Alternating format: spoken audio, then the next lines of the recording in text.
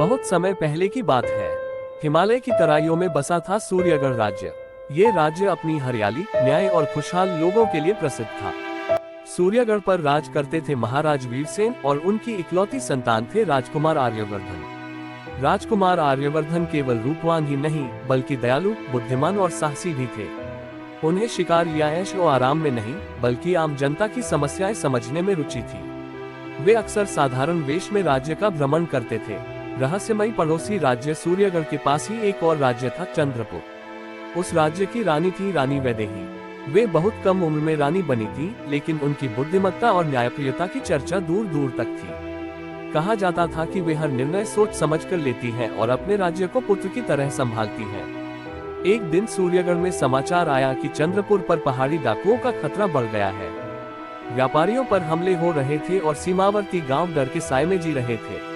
राजकुमार आर्यवर्धन ने पिता से कहा, पिताजी, हमें चंद्रपुर की सहायता करनी चाहिए।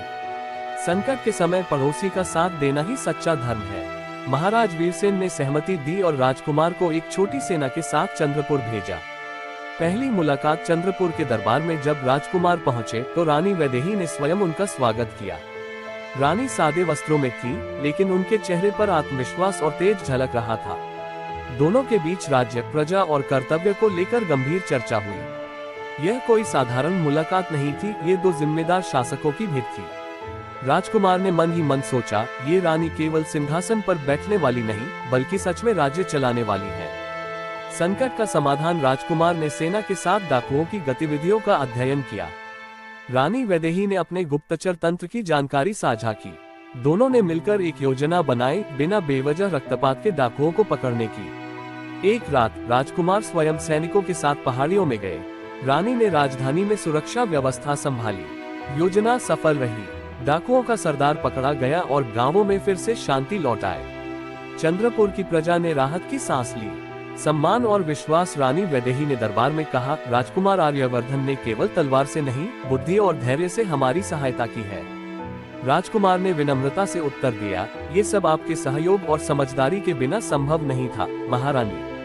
समय के साथ दोनों के बीच गहरा सम्मान और विश्वास पनपने लगा। वे एक दूसरे से सीखते थे, राज्य चलाने के तरीके, प्रजा के प्रति जिम्मेदारी और कठिन निर्णय लेने का साहस। निर्णय की घड़ी कुछ महीनों बाद सूर्यगढ़ और चंद्रपुर के मंत्रियों ने सुझाव दिया कि दोनों राज्यों की मित्रता को और मजबूत किया जाए। प्रस्ताव आया कि राजकुमार और रानी का विवाह हो, जिससे दोनों राज्यों में स्थायी शांति बनी रहे। राजकुमार और रानी ने जल्दबाजी नहीं की। उन्होंने पहले अपनी प्रजा की राय जानी। जब लोगों ने खुशी और सहमति दिखाई तब दोनों ने ये निर्णय स्वीकार किया। विवाह नहीं, साझेदारी। विवाह सादगी से हुआ, कोई दिखावा नहीं, केवल खुशी और आशीर्वाद। दोनों ने ये प्रण लिया कि वे सत्ता के नहीं, सेवा के साथी बनेंगे। राजकुमार आर्यवर्धन और रानी वैदेही ने मिलकर दोनों राज्यों को एक साझा परिषद से चलाया। शिक्षा, सिंचाई, व्यापार और न्याय, हर क्षेत्र में सुधार हुए।